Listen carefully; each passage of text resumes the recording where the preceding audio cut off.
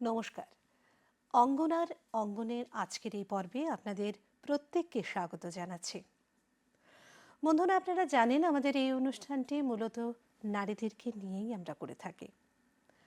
আমরা প্রতি বছর নারী দিবস পালন করছি, ঘটা করেই পালন করছি, সেটা সরকারি স্তরেই হোক, বেসরকারি স্তরেই হোক, কিংবা নারীদেরকে নিয়ে বিভিন্ন ধরনের অনুষ্ঠান, অর্থাৎ নারীদেরকে এগিয়ে নিয়ে যাওয়ার ক্ষেত্রে আমরা কিন্তু বিভিন্ন উদ্যোগ নানা দিক থেকে দেখে থাকি। কিন্তু তারপরেও একটা প্রশ্ন আমাদের মনে উদ্রেক হয়, আমরা যে অনুষ্ঠানগুলো করি বা যে কর্মসূচিগুলো আমরা পালন করছি, সেগুলো কি আদৌ সেই অর্থে ততটা ফলপ্রসূ হচ্ছে? আর যদি না হয়ে থাকে, তার নেপথ্যের কারণগুলো কি? আমরা দেখতে পাই যে একটা কথা কিন্তু আজকাল ভীষণভাবে প্রচলিত, সেটা হচ্ছে নারী তো নারায়ণী। এই বিষয়টিকে নিয়ে এবং আমাদের নারী দিবসের বিভিন্ন দিকগুলো, যেগুলো নিয়ে এতক্ষণ কথা বলছিলাম শুরুতেই, সেই বিষয়গুলো আজকে তুলে ধরবার প্রয়াস করব, কিংবা আলোকপাত করবেন যিনি আমাদের সাথে আজকে স্টুডিওতে যুক্ত হয়ে, তার সাথে আপনাদের আলাপ করিয়ে দেব। তিনি তিরুপতির ন্যাশনাল সংস্কৃত ইউনিভার্সিটির assistant professor doctor Bulti Das. Madam, আপনাকে অনেক অনেক স্বাগত আজকের অনুষ্ঠানে। যে বিষয়টা শুরুতেই বললাম, এই যে নারী তো নারায়ণী, সেটা সম্পর্কে প্রথমেই একটু শুনবো, এর তাৎপর্য বা তার সম্পর্কে কিভাবে ব্যাখ্যা করবেন? আসলে আমরা যদি বলি নারী তু নারায়ণী মানে কাকে বলা হয়েছে? নারী মানে মহিলাদেরকে। আমরা মহিলা সংক্রান্ত বিষয় নিয়ে কথা বলছি, এই অনুষ্ঠানে রয়েছি। নারায়ণী মানে দশভুজা দুর্গা, আমরা দুর্গার আরেক নাম নারায়ণী হিসাবে জানি। নারী তু নারায়ণী বলতে মহিলাদেরকে সম্মানের জন্য, তাদের সম্মানার্থে এই শব্দটাকে ব্যবহার করা হয়েছে। সেটার উপরে ভিত্তি করেই আমাদের কিন্তু এই বছর আসন্ন 2026-এর যে আন্তর্জাতিক মহিলা দিবস আমরা পালন করছি, তার কিন্তু মূল থিম রয়েছে এবার নারী তু নারায়ণী। মানে নারী তুমিই সেই নারায়ণী, তুমিই সেই দশসহস্রা ভুজা দুর্গা। সেই বিষয়টাকে কেন্দ্র করে মহিলাদেরকে আরেকটু কিভাবে আমরা এগিয়ে নিয়ে আসতে পারি। সমাজের একটা অন্যতম উৎকৃষ্ট অঙ্গ হলো নারী। তাদের মননে বলো, চিন্তনে বলো, শয়নে স্বপনে সর্বদা ওরা কিন্তু চিন্তা করে কিভাবে আমার নিজের পরিবার এবং নিজের যে পারিপার্শ্বিক রয়েছে তাকে কি করে আমি ডেভেলপ করতে পারি, তাকে নিয়ে কি করে আমি চিন্তা করব, আমার সব সময় চিন্তা চেতনায় থাকে। তাই এবারে থিমটা করা হয়েছে নারী তুহি নারায়ণী। মানে সেই সম্মানটুকু প্রদর্শন করবার জন্য নারীকে শুধুমাত্র, আমরা তো বিভিন্নভাবে কন্যারূপে বিভিন্নভাবে আমরা নারীকে দেখে থাকি, কিন্তু তারপরেও যে কথাটা শুরুতে বলছিলাম, আমরা সেই যথাযোগ্য সম্মানটা নারীদের প্রদর্শন করতে পারি কিনা, সেই ভাবনা থেকেই হয়তো এই নারী তো নারায়ণী। আমরা জানি যে আপনি বলছিলেন যে এবারের এই বিষয়টি নিয়ে আপনাদের আগামীতে একটা অনুষ্ঠান রয়েছে, যেটা দিল্লিতে অনুষ্ঠিত হবে, সেটা যদি একটু। হ্যাঁ, অবশ্যই। আসলে আমাদের এই বছরের যে থিম রয়েছে, আমরা প্রত্যেক জায়গায় সারা ভারতবর্ষেই আন্তর্জাতিক নারী দিবস পালন করা হয়ে থাকে, খুব ঘটা করে পালন করা হয়ে থাকে। এই বছর আমাদের উদ্যোগটা নেওয়া হয়েছে ভারতীয় বিদ্বৎ পরিষদ এবং শরণ্যা রাষ্ট্র সেবিকা সমিতি, এই দুটো সংস্থার উদ্যোগে এবার আমরা পালন করতে চলেছি দিল্লিতে বিজ্ঞান ভবনে নারী দিবস। তার একটা বিশেষ দায়িত্বও বোধহয় আপনি রয়েছেন। হ্যাঁ, আমি রয়েছি। আমি ভারতীয় বিদ্বৎ পরিষদের ত্রিপুরা চ্যাপ্টারের, ত্রিপুরা রাজ্যের আমি কোঅর্ডিনেটর রয়েছি। হ্যাঁ, কনভেনার বা কোঅর্ডিনেটর। মানে এখানে আমাকে দেখতে হচ্ছে যে ত্রিপুরাতে আমরা নারীরা কতটা সশক্ত, আমরা কতটা ক্ষমতায়নের দিকে এগিয়ে আছি নারীরা। ক্ষমতায়ন শব্দটা যদিও বা একটু হেভি, কিন্তু আমার মনে হয় যে আমরা নারীরা অনেকটা এগিয়ে আছি। আর সেই বিষয়টাই আমি আলোচনা করব। আগে বলে রাখি যে প্রোগ্রামটা আমাদের হতে চলেছে দিল্লিতে বিজ্ঞান ভবনে 7 এবং 8ই মার্চ, দুদিনের অনুষ্ঠান হতে চলেছে। আশা করি আমাদের যারা আপনাদের এখানে দূরদর্শনে যারা দর্শকরা রয়েছে তারাও লাইভ দেখতে পারবেন। সেদিন কিন্তু আমাদের অনুষ্ঠানে যিনি প্রধান বা মুখ্য অতিথি হিসাবে আসতে চলেছেন, আমাদের দেশেরই একজন মানে বৃহত্তর স্তরে যিনি রয়েছেন, যিনি নারী শক্তিকে রিপ্রেজেন্ট করেন, তিনি আসতে চলেছেন আমাদের সেই প্রোগ্রামের মধ্যে দিয়ে। আর তিনি কেন আসবেন? কারণ আমাদের যে নারী জাতি, তাকে তিনি রিপ্রেজেন্ট করছেন, ভারতবর্ষকে রিপ্রেজেন্ট করছেন, এবং সে একজন মহিলা। আমরা চাইছি তিনি আসুক। তিনি যখন একটা মঞ্চে আসবেন তখন অটোমেটিক্যালি আমাদের একদম মানে গ্রাম থেকে শুরু করে শহর পর্যন্ত প্রত্যেকে একদম তটস্থ হয়ে যাবে যে হ্যাঁ আমিও নারী, আমাদের মধ্যে একজন আজকে দেশের সর্বোচ্চ পর্যায়ে রয়েছে। তাই জন্য আমরা আমাদের অনুষ্ঠানে ওনাকে আনার চেষ্টা করছি। আমি অবশ্যই পরে বলবো ওনার কথা, যারা আমাদের অনুষ্ঠান দেখবেন তারাও হয়তো বুঝে যাবেন। আর আমাদের যে অনুষ্ঠান, মানে সেই নামটাই বা মানে ওনার যে সেটা কি এখানে উত্থাপন করা যেতে পারে? হ্যাঁ আমি বলতে পারি উত্থাপন করাই যেতে আমাদের পারে। রাষ্ট্রপতি হ্যাঁ, আমাদের কথা রাষ্ট্রপতি বলছেন, মহোদয়া দ্রৌপদী মুর্মু। শ্রীমতী দ্রৌপদী মুর্মু মহোদয়া, আমরা গেছিলাম দিল্লিতে, এর মধ্যেই ওনার সঙ্গে দেখা হয়েছে। উনি কিন্তু কনসেন্ট দিয়েছেন, উনি অঙ্গীকারবদ্ধ হয়েছেন যে আমি আসব। নারীদের তো উনি নারীদের ক্ষেত্রে আমাদের দেশের উনি একটা মানে এক্সাম্পল, কিভাবে এক্সাম্পল, উদাহরণ যাওয়া হিসেবে, যায় রাইট। নারীদের। মানে উনিও একটা এরকম জায়গা থেকে উঠে এসে লড়াই করতে করতে করতে করতে উনি আজকে দেশের সর্বোচ্চ পর্যায়ে গিয়ে পৌঁছেছেন। তো আমাদের জন্য এই এক্সাম্পলটা আমার মনে হয় যে অনেক বেশি কার্যকরী ভূমিকা গ্রহণ করবে আমাদের জীবনে। আর আমাদের এই অনুষ্ঠানে আসলে আমরা কিন্তু এবারের আরেকটা বিষয় রেখেছি, যে থিমটাকে লক্ষ্য করে আমরা এগোচ্ছি।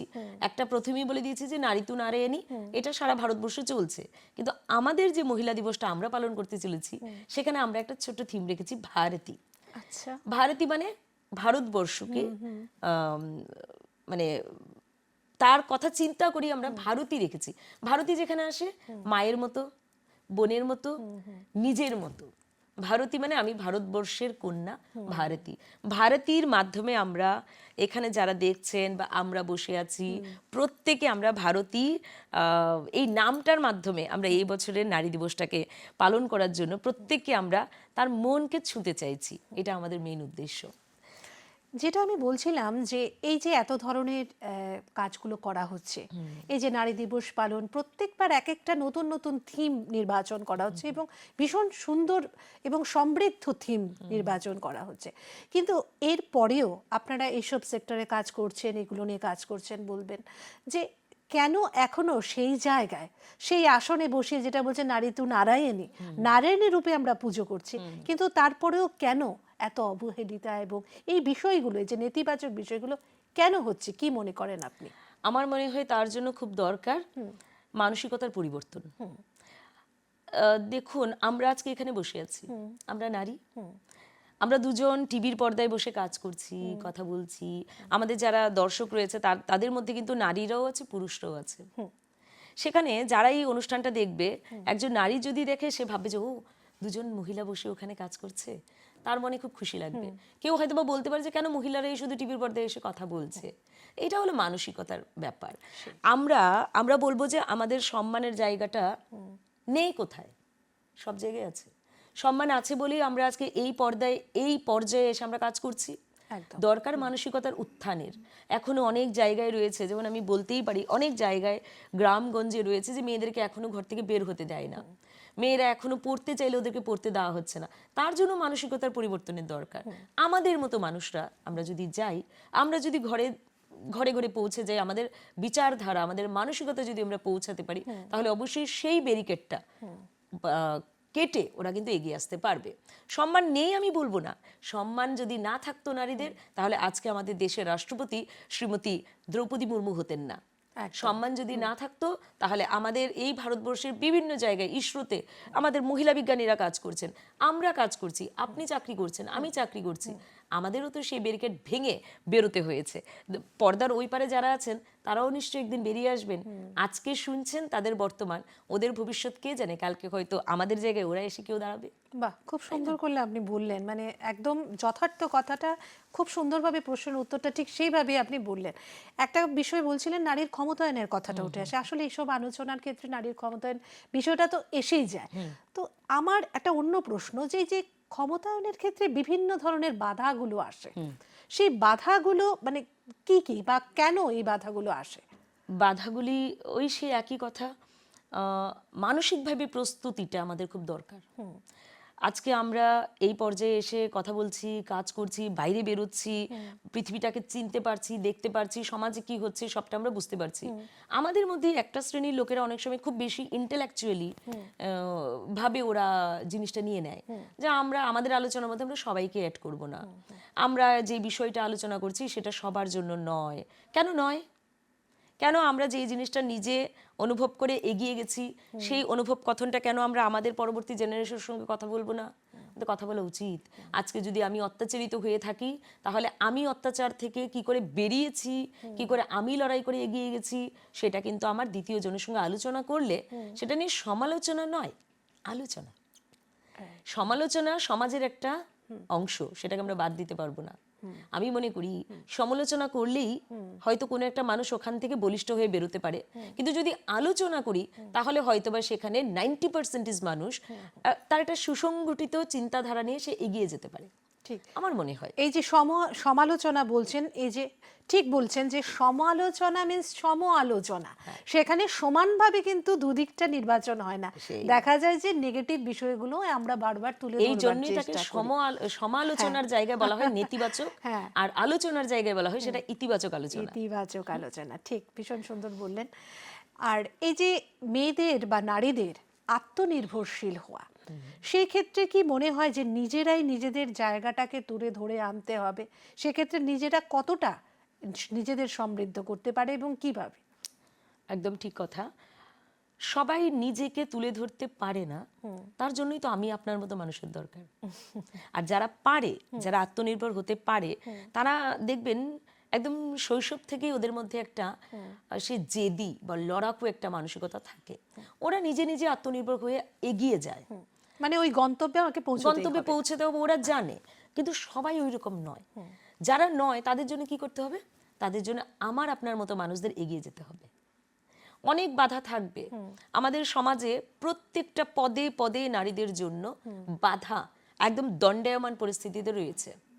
কি করতে হবে? সেটা ঘরেই হোক কিংবা বাইরেই হোক। হ্যাঁ, আমাদের যুদ্ধটা তো আমাদের ঘর থেকেই শুরু হয়, তাই না? আমাদের প্রথম যুদ্ধ থেকে শুরু হয়, আমাদের ঘর থেকে শুরু হয়।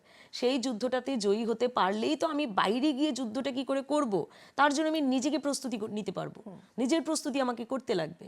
কিন্তু ঘরে যে আমরা মানে যে গণ্ডিটার মধ্যে আমরা বাধাগ্রস্ত হয়ে থাকি, সেই ঘরের গণ্ডিটা থেকে বেরোনোর জন্য তাকে আমার উৎসাহ দিতে হবে, প্রোৎসাহন দিতে হবে বিভিন্ন ক্ষেত্রে, বিদ্যা ক্ষেত্রে হোক, শিক্ষা ক্ষেত্রে হোক, সংস্কৃতি ক্ষেত্রে হোক, বা তাকে চাকরি সূত্রে হোক।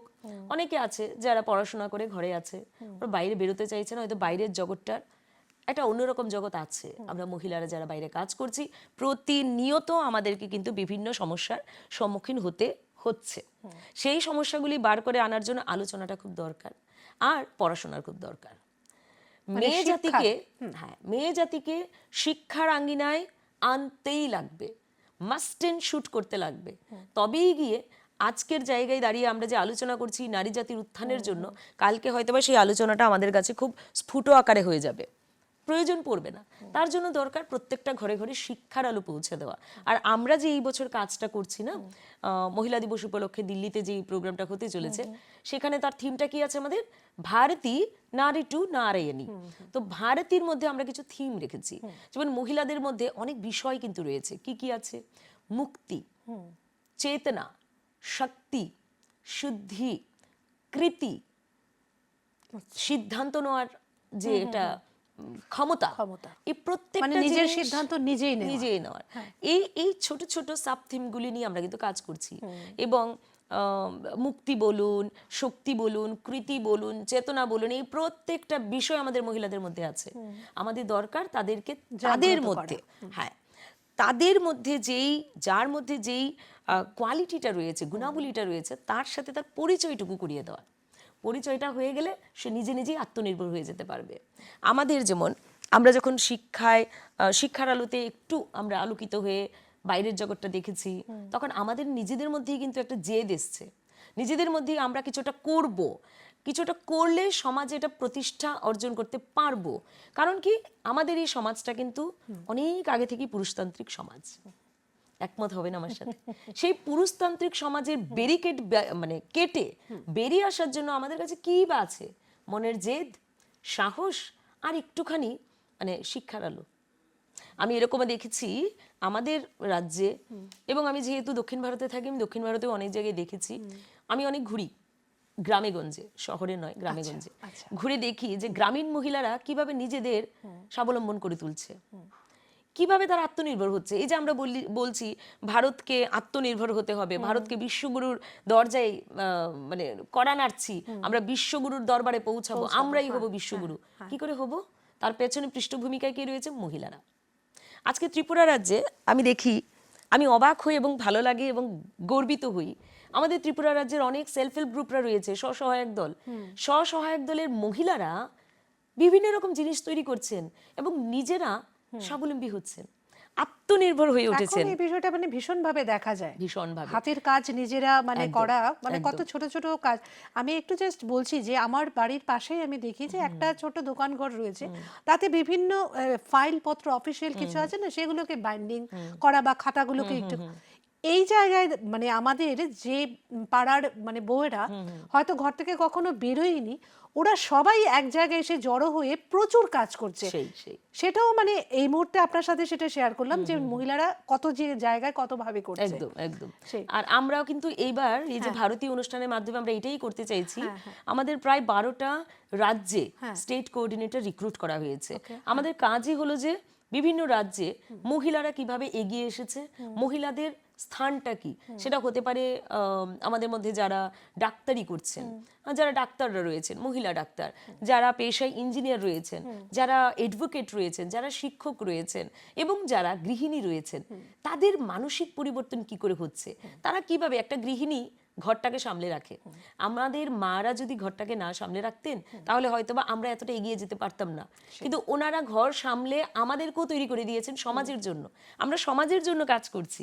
যারা আমাদেরকে দেখছেন পর্দার ওই পারে, তারা কিন্তু আমাদের দেখে কিছু না কিছু একটা ওরা একটা আইডিয়া করতে পারবে, ওনারা এই জায়গায় আছেন, তাহলে আমি আমার দিকে একটা কিছু করতে পারবো। আমরা বিভিন্ন সময় দেখি সেলফ হেল্প গ্রুপের মহিলারা পুতুল বানাচ্ছে, বাঁশবেতের জিনিস বানাচ্ছে, জুয়েলারি বানাচ্ছে, উলের কাজ করছে, মাটির কাজ করছে। এই কনসেপ্টগুলি কিন্তু গৃহিণীদের কনসেপ্ট। আজকে সেই গৃহিণীদের কনসেপ্ট নিয়ে আমরা নির্ভরতার দিকে এগিয়ে যাচ্ছি। আপনার মনে হয় না যে আমরা অনেকটা এগিয়েছি?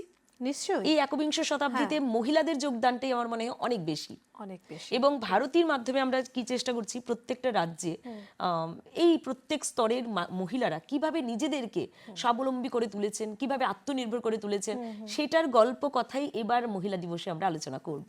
এবং তার জন্য কালচারালি যেটা মানে কলা জগতের মাধ্যমে মহিলারা কিভাবে এগিয়ে গেছেন এবং লেখালেখির দিকে এবং যারা সাংবাদিকতার সঙ্গে যুক্ত মানে তারা বিভিন্ন কিভাবে সেক্টরে। এগিয়েছেন, বিভিন্ন সেক্টরে মানে মহিলারা কতটা এগিয়েছেন, কিভাবে নিজেদের মেলে ধরছেন, আর মেলে ধরার ক্ষেত্রে তাদের কি কি প্রতিবন্ধকতা আসছে সেইগুলিও আমরা একটা একটা করে রিপোর্টিং করছি। যে প্রতিবন্ধকতাগুলি আসছে আমরা চেষ্টা করব সেই প্রতিবন্ধকতাগুলিকে নিয়ে আমরা এবারের মহিলা দিবসের প্যানেল ডিসকাশন করব আমরা কিছু। সেখানে আমাদের ইচ্ছে আছে আমরা কালচারাল মিনিস্টার হতে শুরু করে স্টেট হোক, সেন্ট্রাল হোক, তাদের কাছে আমরা একটা মনোনয়নপত্র পেশ করব যে মহিলাদের জন্য আর কি কি বিষয় দরকার, আমরা কোথায় বাধাপ্রাপ্ত হচ্ছি। সেই গ্রামের অন্তিম ব্যক্তি, অন্তিম মহিলা যদি এগিয়ে এসে ফ্রন্ট লাইনে দাঁড়াতে পারে তাহলেই আমাদের যুদ্ধটা সফল হবে।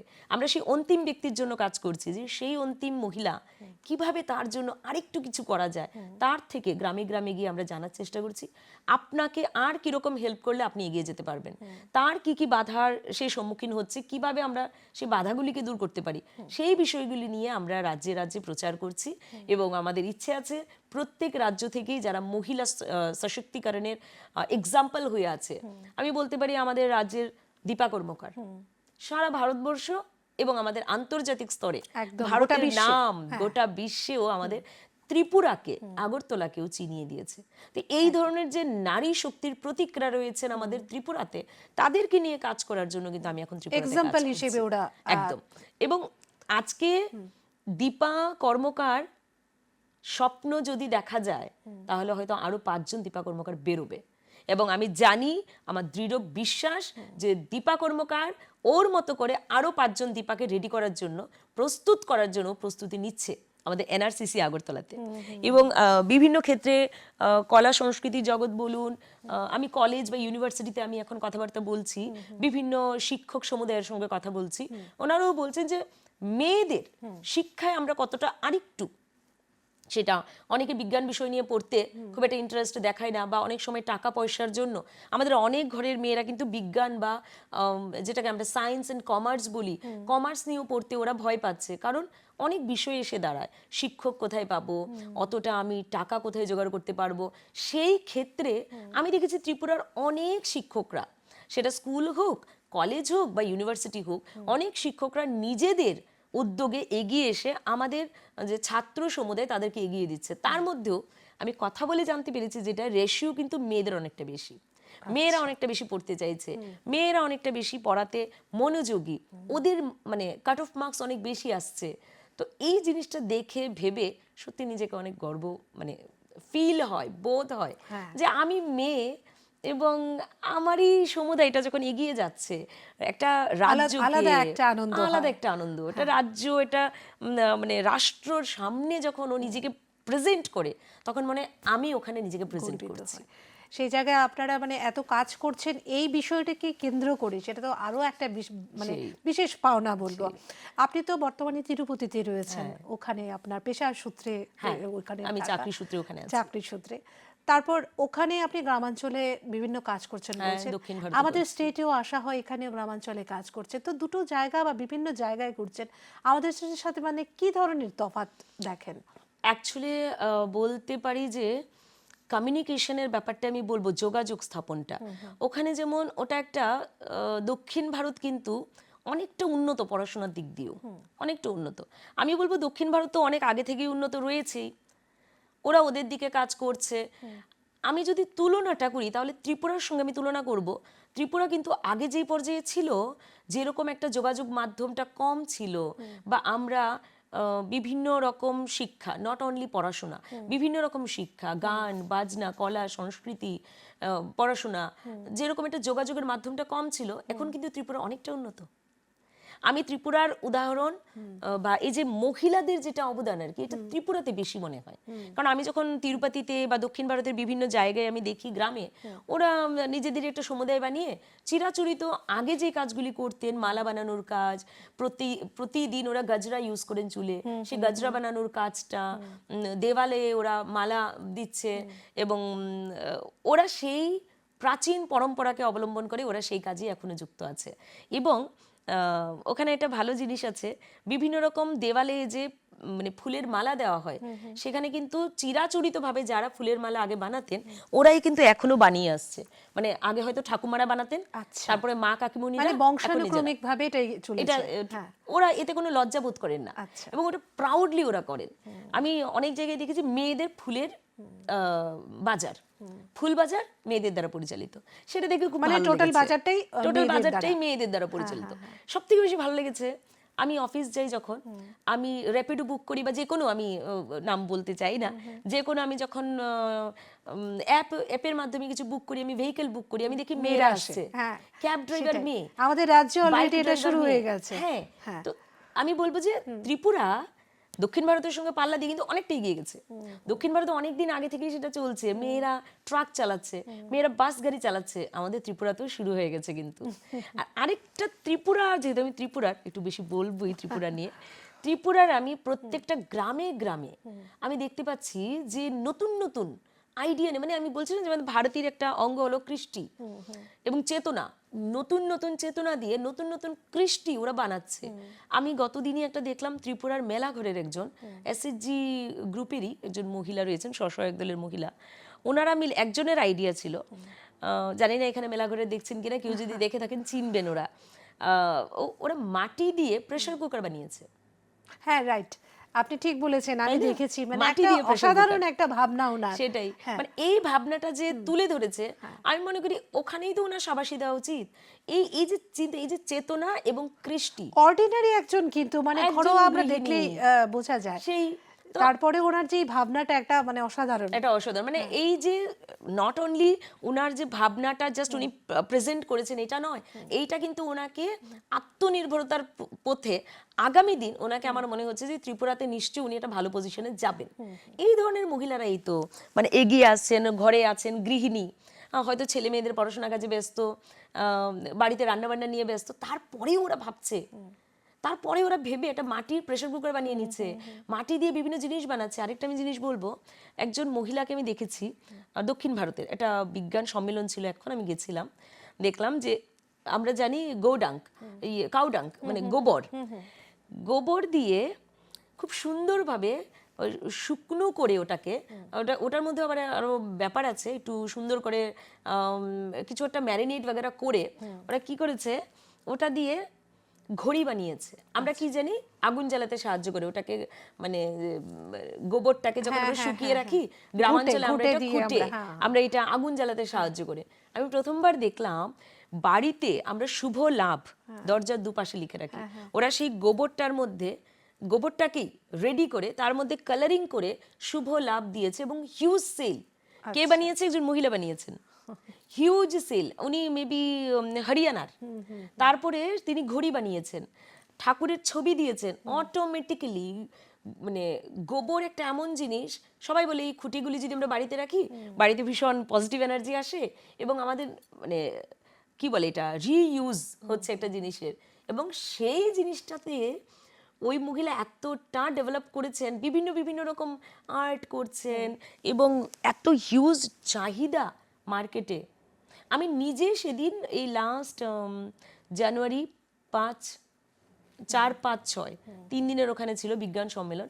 আমি নিজে ওনাকে দিল্লিতে কয়েকটা সংস্থার সঙ্গে পরিচয় করিয়ে দিয়েছি। মহিলা জানেন না কি করে তার ব্যবসাটাকে এগিয়ে নিয়ে যাবেন, আমি করে দিয়েছি এবং আমার কাছে গর্ববোধ হয়েছে। এবং আমি আইডিয়াটাও নিয়ে এসেছি যে আমাদের ত্রিপুরাতে যারা আমাকে শুনছেন আপনারাও কিন্তু এই প্রসেসটা অ্যাপ্লাই করতে পারেন এবং বাড়ি বাড়ি যে গোবরটা রয়েছে এটা দিয়েও আমরা নতুন হাতের একটা কিছু বানাতেই পারি। হ্যাঁ, এরকম ভাবে মানে নানান জিনিস ত্রিপুরাতে যেভাবে এগিয়ে এসে উঠে দাঁড়িয়েছে না, উৎকৃষ্ট মানের। আমি বলবো উৎকৃষ্ট। আপনি বললেন না যে কতটা কম্পেয়ার করতে পারি, আমি বলবো আমার ত্রিপুরাই শ্রেষ্ঠ ত্রিপুরা। এবং আমি আমার ত্রিপুরার জন্য কাজ করছি। ত্রিপুরার গ্রামে গঞ্জে শহরে যারা আছেন, যারা আমাদের আজকে শুনতে পাচ্ছেন, আমাদের যে এই বছরের মহিলা দিবসের অনুষ্ঠান, সেখানে আমরা যে ভারতী থিম রেখেছি, ভারতী থিমটা আপনাদের জন্য। আপনারা আছেন বলেই আমরা ভারতীয় থিমটাকে জলজ্জন্ত করতে পেরেছি এবং তাকে নিয়ে আমরা আগামী দিনে কাজ করব, আমরা আপনাদের কাছেও পৌঁছাবো। এটাই আমার একটা দৃঢ় বিশ্বাস। বাহ, কথা এত মানে শুনছিলাম, আরো শুনতে ভীষণ ইচ্ছে করছিল, কিন্তু ওই একটা ওয়ার্ড এলো না, ঘড়ি। হ্যাঁ, সেই ঘুটের ঘড়ি, কিন্তু যে ঘড়িটা সেটা তো চলছেই, চলছে, ঘড়ির সময়কে তো থামানো যায় না, যায় না। কিন্তু আমাদের এখানেই থামতে হবে। একদম, আগাবারও নিশ্চয়ই কোনো একটা অনুষ্ঠানে আপনার সাথে দেখা হবে এবং শুনবো, আরো অনেক তথ্য আপনার কাছ থেকে পাবো। এতটা সময় দেওয়ার জন্য অনেক অনেক ধন্যবাদ। দর্শক বন্ধুদের উদ্দেশ্যে বলবো, আমরা শুনছিলাম যে আসন্ন নারী দিবস নিয়ে এই নারী তো নারায়ণী, বিভিন্ন নারীদের বিভিন্ন সেক্টরে নানা ধরনের কাজে সমস্ত কিছু নিয়ে কিন্তু ভীষণ সুন্দরভাবে বলছিলেন ডক্টর বুল্টি দাস। আমরা আমাদের আজকের অনুষ্ঠান এখানেই শেষ করতে হচ্ছে। নারী দিবস সকলের জন্য যেন ভালো হয় সেই কামনাই বুল্টি ম্যাডামও করছিলেন, আমিও করছি। অনুষ্ঠানের এখানে ইতি টানছি। ভালো থাকবেন, সুস্থ থাকবেন। নমস্কার।